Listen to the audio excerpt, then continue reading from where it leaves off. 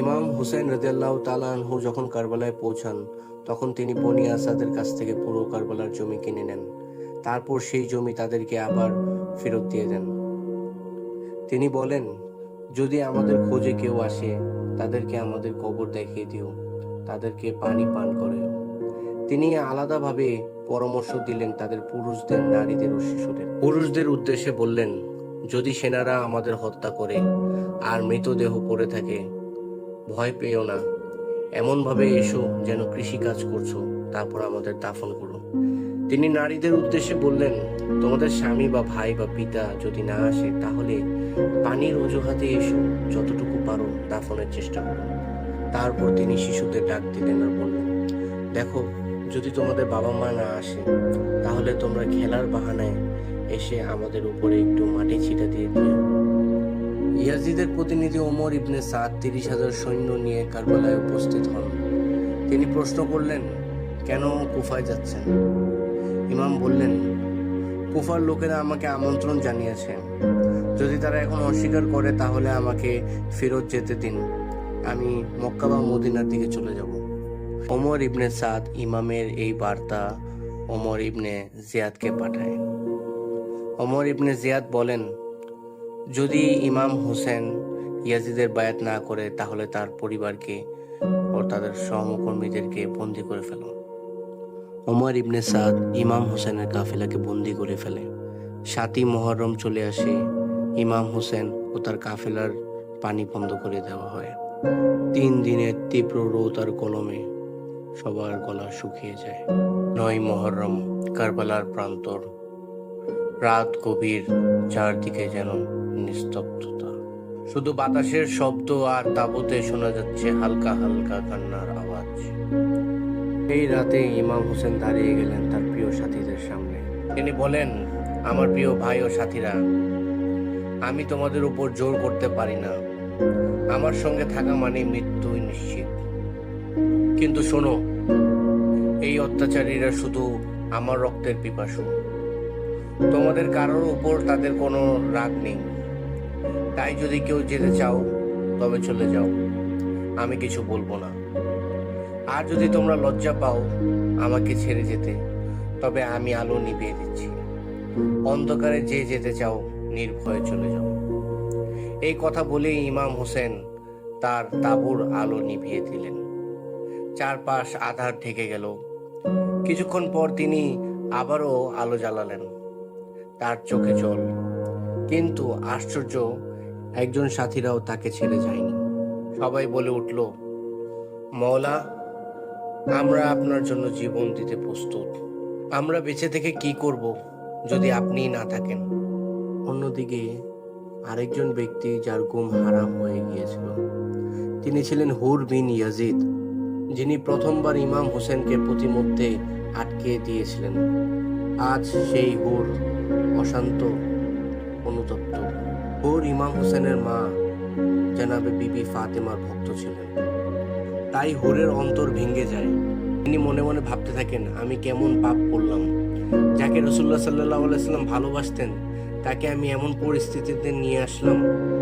আমি কি মুখ দেখাবো বিবি ফাতেমাকে আসরের ময়দানে? পরে সে সিদ্ধান্ত নেয়, আমি আর অন্যায়ের পক্ষে থাকতে পারবো না। আমি যাব ইমামের কাছে, তওবা করব। যদি তিনি আমাকে ক্ষমা করবেন, আমি তার জন্য জীবন দিব। আশুরার দিন সকালে হুর মুখ ঢেকে ধীরে ধীরে ইমামের তাঁবুর দিকে এগিয়ে যান। ইমামের সামনে এসে মুখ খুলেন, তারপর বলতে লাগলেন, হে ইমাম, আমি হুর। আমি আপনার পথ আটকিয়েছি। আমি অন্যায় করেছি। আমি তওবা করতে চাই। দয়া করে আমাকে ক্ষমা করে দিন। আর আমি আপনার হয়ে লড়াই করতে চাই। আমি আপনার জন্য আমার জীবন উৎসর্গ করে দিতে চাই। ইমাম হোসেন এগিয়ে এসে তাকে জড়িয়ে ধরেন আর বলেন, হুর, তুমি আজ একজন মুক্ত মানুষ, যিনি সত্যকে বেছে নিয়েছেন। আল্লাহ তোমাকে মাফ করবেন। আমিও তোমাকে মাফ করেছি। এরপর হুর যুদ্ধে যান। তার মুখে ছিল অনুশোচনা আর হাতে তরবারি সত্যের জন্য। তিনি একা ইয়াজিদের সৈন্যদের ধ্বংস করতে থাকেন। তার যুদ্ধ ছিল প্রায় উন্মাদ, যেন নিজের ভুলের প্রতিশোধ নিজেই নিচ্ছেন। অবশেষে তিনি শহীদ হন। ইমাম হোসেন তার জন্য এমনভাবে কেঁদেছেন যেন তার কোনো আপন ভাই বা নিজের কোনো মানুষ ইন্তেকাল করেছেন। একের পর এক শহীদ হতে থাকলেন। যুদ্ধের ময়দানে যেন ধীরে ধীরে নিস্তব্ধ হয়ে উঠেছে। এখন সময় এসেছে ইমাম হোসেন রাদিয়াল্লাহু তাআলা আনহুর নিজের পরিবারের সদস্যকে পাঠানোর। প্রথমে তিনি তার ছেলে আলী আকবরকে যুদ্ধের ময়দানে পাঠানোর প্রস্তুত করলেন। ইমাম তাকে বুকে জড়িয়ে ধরে বিদায় জানালেন। আলী আকবর রওনা হলেন। কিছু দূর যেতেই হঠাৎ পিছনে ফিরে দেখলেন ইমাম আবার ছুটে আসছেন। আলী আকবর বিস্মিত হয়ে জিজ্ঞেস করলেন, বাবা, আপনি আবার এলেন কেন? আমি তো বিদায় নিয়ে বের হয়েছি। ইমাম হোসেন বলেন, যদি তুমি আমার জায়গায় থাকতে তাহলে বুঝতে পারতে একজন পিতার জন্য নিজ সন্তানের হাতে যুদ্ধের জন্য পাঠানো কতটা কঠিন। আলী আকবর ইমাম হোসেনের কাছ থেকে আবার বিদায় নেন। বিদায় নিয়ে যুদ্ধের ময়দানে ফিরে যান। তিনি সাহসিকতার সঙ্গে শত্রুদের সাথে যুদ্ধ করলেন, অসংখ্য সৈন্যকে হত্যা করলেন। কিন্তু এক পর্যায়ে শত্রুরা চারদিক থেকে তাকে ঘিরে ধরে। অসংখ্য তীর, বর্ষা, তরবারির আঘাতে আলী আকবর আহত হয়ে ঘোড়া থেকে পড়ে যান। ইমাম হোসেন আলী আকবরের কাছে ছুটে আসলেন। আলী আকবর বললেন, বাবা, আমি তৃষ্ণায় মরছি। জবাবে ইমাম বললেন, আলী আকবর, আমার মুখের দিকে তাকাও। আলী আকবর ইমামের মুখের দিকে তাকিয়ে চমকে উঠলেন। বললেন, বাবা, আপনি তো আমার চেয়েও বেশি তৃষ্ণার্ত। ইমাম হোসেনের জন্য সবচেয়ে কষ্টের মুহূর্ত হলো যখন তিনি তার ছেলে আলী আকবরের বুকের থেকে তীর টেনে বের করেন, আর সেই মুহূর্তে তার কলিজা সহ বের হয়ে আসে। আলী আকবর শহীদ হয়ে যান। কারবালার আগের রাতে ইমাম হাসান রাদিয়াল্লাহু তাআলা আনহুর ছেলে জনাবে কাসিম রাদিয়াল্লাহু তাআলা আনহু এসে তার চাচা ইমাম হোসেনের কাছে জিজ্ঞেস করলেন, চাচা, আপনি আমার নামও তো রেখেছেন জিহাদিদের তালিকায়। তখন ইমাম তাকে কিছুই বললেন না। পরের দিন আশুরার সকালে কাসিম আবার এলেন যুদ্ধের অনুমতি চাইতে, কিন্তু ইমাম হোসেন তাকে বারবার ফেরালেন। আসলে কাসিম তার বাবা ইমাম হাসান রাদিয়াল্লাহু তাআলা আনহুর মতো দেখতে। ইমাম হোসেন কাসিমকে দেখলে তার ভাই ইমাম হাসান রাদিয়াল্লাহু তাআলা আনহুর কথা মনে পড়তো। তাই তিনি চাইতেন না যে জনাবে কাসিম যেন যুদ্ধে যাক। তখন কাসিম চুপচাপ একটি চিঠি বের করে দিলেন তার হাতে। চিঠিটি ছিল তার বাবা ইমাম হাসান রাদিয়াল্লাহু তাআলা আনহুর লেখা। মৃত্যুর আগে তিনি কাসিমকে দিয়েছিলেন এই বার্তা, যদি হোসেন কারবালায় যায় তবে আমার এই চিঠিটি তাকে দিও। সেই চিঠিতে লেখা ছিল, ও আমার ভাই হোসেন, যদি কাসিম তোমার জন্য লড়তে চায় তাকে বাধা দিও না। আমি চাই সে কারবালায় তোমার জন্য শাহাদাত পূরণ করো। ইমাম হোসেন কাঁদতে কাঁদতে কাসিমকে জড়িয়ে ধরলেন। তারপর জনাবে কাসিম রাদিয়াল্লাহু তাআলা আনহু যুদ্ধের ময়দানে প্রবেশ করলেন। মাত্র 14 বছর বয়সে এই কিশোর ছিল যেন এক অদম্য বীর। সে একাই শত্রুদের ভয়ে পাইয়ে দিল। কিন্তু এক সময় তাকে ঘিরে ফেলে শতাধিক সৈন্য।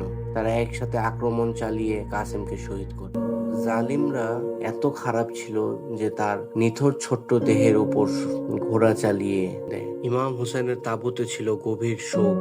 একের পর এক পরিবারের সদস্যরা শহীদ হয়ে যাচ্ছেন। তাঁবুতে শুধু নারী আর শিশুর কান্নার আওয়াজ। চরম তৃষ্ণায় বলছেন, আলাতাস আলাতাস, হায় তৃষ্ণা, হায় তৃষ্ণা। সূর্য ছিল মাথার ঠিক উপর।